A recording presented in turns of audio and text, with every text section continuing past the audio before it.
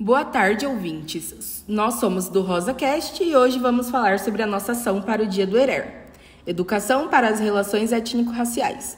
O tema de hoje será apresentado por Gabriela, do primeiro A, Marcela, do segundo A, Stephanie e Giovana, do terceiro A, e vamos entrevistar alguns alunos que produziram a exposição, que são o Endrio Pereira, do terceiro A, Júlia Guilherminho e Matheus Ferreira, do segundo A. Então, Endrio, sabemos que os povos africanos contribuíram muito para a formação da nossa cultura, certo? Com certeza, são muitas contribuições, como para a nossa culinária, por exemplo. E você poderia contar pra gente sobre alguns ingredientes de origem africana que se tornaram essenciais na culinária brasileira? Claro, temos o azeite de dendê, a pimenta malagueta, o quiabo, o inhame, o gengibre, o amendoim e o feijão preto, que hoje são a base de muitos pratos nacionais. Quais pratos brasileiros populares que têm raízes diretas africanas? Diversas receitas populares têm origem africana. Algumas delas são a feijoada, o acarajé, o vatapá, o caruru, o munguzá, o angu e a cocada. Então, Endrio, como o contexto da escravidão influenciou o desenvolvimento da culinária afro-brasileira? Os africanos escravizados foram forçados a adaptar suas tradições culinárias ao lugar em que estavam e às condições dele. Então, fizeram adaptações com o uso de cozimento lento, caldos e farinha. Além dos pratos convencionais, também temos doces que vieram da África? Sim, tem alguns exemplos de doces bem populares no nosso país, mas que tinham outros nomes na África, como o bolinho de chuva, que lá é conhecido como puff-puff, cumbê, que é um tipo de doce de coco, e a própria cocada também tem origens africanas, além do quindim.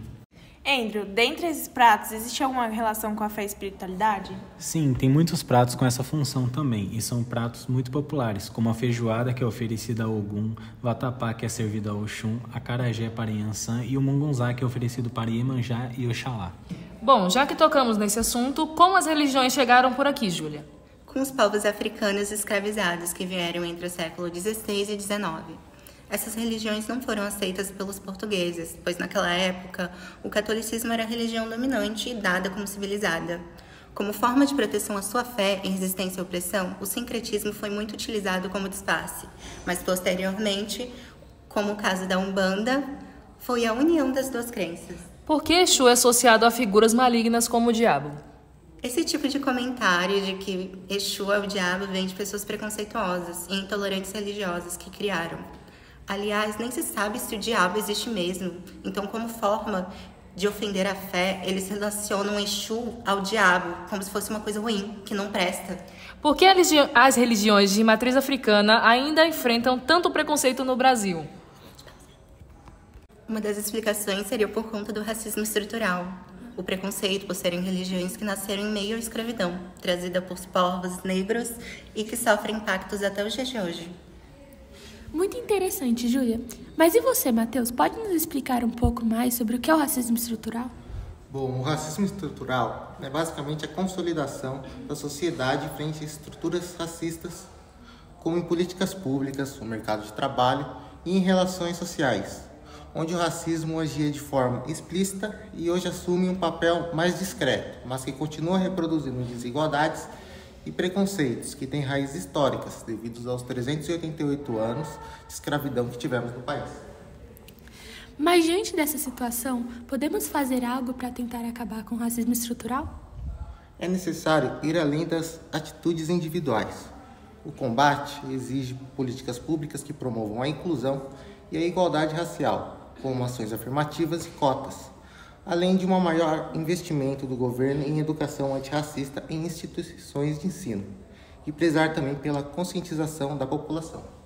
Matheus, você tocou em um termo instigante. O que é ser antirracista?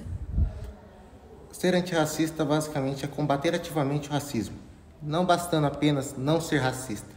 Para se tornar uma pessoa antirracista, é necessário reconhecer privilégios, denunciar todas as esferas do racismo, promover a igualdade racial por meio de garantir oportunidades equitativas para todos, principalmente para a população negra e outras minorias raciais.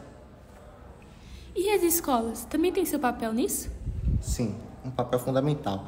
A educação antirracista busca combater o racismo dentro e fora das escolas, valorizando a história e a cultura negra, que historicamente foram excluídas, promovendo o respeito, a diversidade e o desenvolvimento de pensamento crítico, contribuindo para uma sociedade mais justa e melhor para o bem-estar de todos. E você, Júlia, existe referência de pessoas negras que você conhece que combatem o racismo no Brasil? Carolina Maria de Jesus é um exemplo de superação e resistência contra as injustiças sociais como o preconceito racial. Seu ato deve ser reconhecido e celebrado como um exemplo de brasilidade e luta pela igualdade. Assim como Conceição Evaristo, que criou conceitos como escrevivência, combinando a vivência e escrita de grupos marginalizados, expondo assim, em tom de denúncia, a violência e precariedade que esses grupos se encontram. Como, por exemplo, em Olhos da Água, a autora nos conta a história de Dilichão, um jovem morador de rua assombrado por seu passado. Sofre não apenas pelas memórias que possui, mas pelo desalento. E você, Andrew, você conhece Milton Santos? Sim, Milton Santos ofereceu ferramentas intelectuais para desnaturalizar a desigualdade racial, demonstrando que ela é parte integrante da organização do espaço e da sociedade brasileira, e não um acidente ou um problema individual. E também, citando outros personagens históricos, como o Zumbi dos Palmares, que foi um líder do Quilombo dos Palmares. Foi um dos maiores símbolos de resistência à escravidão no Brasil, como também o Luiz Gama, que foi um advogado abolicionista brasileiro responsável pela libertação de mais de 500 pessoas escravizadas por via judicial. E também Maria Beatriz Nascimento, que foi uma grande historiadora, professora roteirista, poeta e ativista brasileira pelos direitos humanos de negros e mulheres. Beatriz Nascimento defendia o resgate da história e da identidade negra, criticando o apagamento do povo negro na narrativa brasileira e ao ensino eurocêntrico. Ela também lutava pela valorização de mulheres negras, abordando a subalternatividade, o racismo na educação e até a perda da imagem das pessoas escravizadas. Seus estudos focaram especialmente no protagonismo negro, através dos quilombos, que ela via como símbolos de resistência e de construção de identidade. A valorização da história afrodescendente no Brasil é fundamental para compreender quem somos enquanto sociedade, ao reconhecer a contribuição intelectual, cultural, social e política dos povos africanos e de seus descendentes. As escolas fortalecem a educação mais justa, plural e verdadeira.